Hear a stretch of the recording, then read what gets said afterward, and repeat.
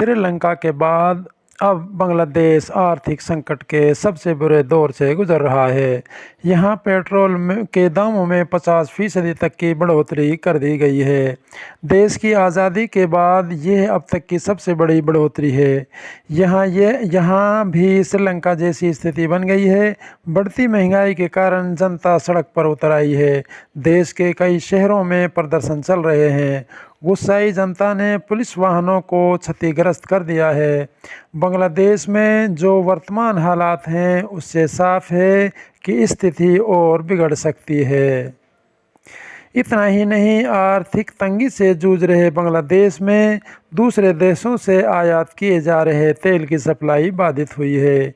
नतीजा ये हुआ है कि यहाँ डीजल से चलने वाले पावर प्लांट पर ताला जड़ दिया गया है। देश के केंद्रीय बैंक के खजाने में इस हद तक गिरावट आई है कि कई तरह के सामानों के आयात पर पाबंदी लगा दी गई है। बांग्लादेश की हालात बिगड़ने के लिए सबसे बड़ी वजह यहाँ आयात का बढ़ना और निर्यात का घटना है।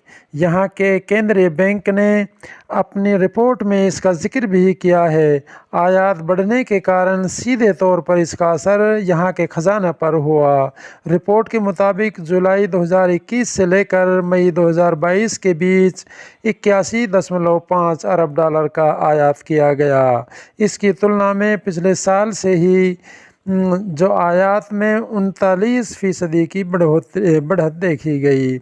इसका असर ये हुआ कि बांग्लादेश ने दूसरे देशों से सामान मंगाने में ज़्यादा पैसा खर्च किया और अपने सामान का निर्यात कम किया।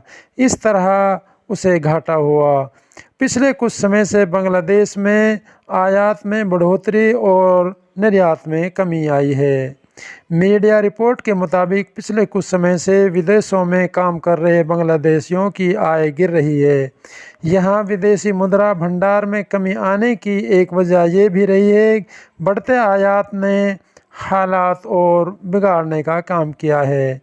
विदेशी मुद्रा भंडार के आंकड़े बताते हैं कि पिछले साल जुलाई तक यह 45 अरब डॉलर था।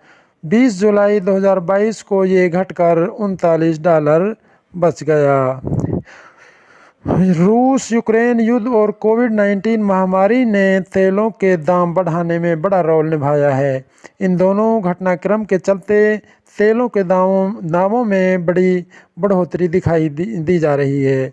बांग्लादेश में पेट्रोल के दाम में 51% तो डीजल में 52% का इजाफा हुआ है। रूस यूक्रेन के चलते डिमांड और सप्लाई का समीकरण खराब हुआ और कोविड महामारी के कारण ओपेक देशों ने तेलों की सप्लाई कम कर दी। इससे पूरी दुनिया में सप्लाई पर असर देखा जा रहा है।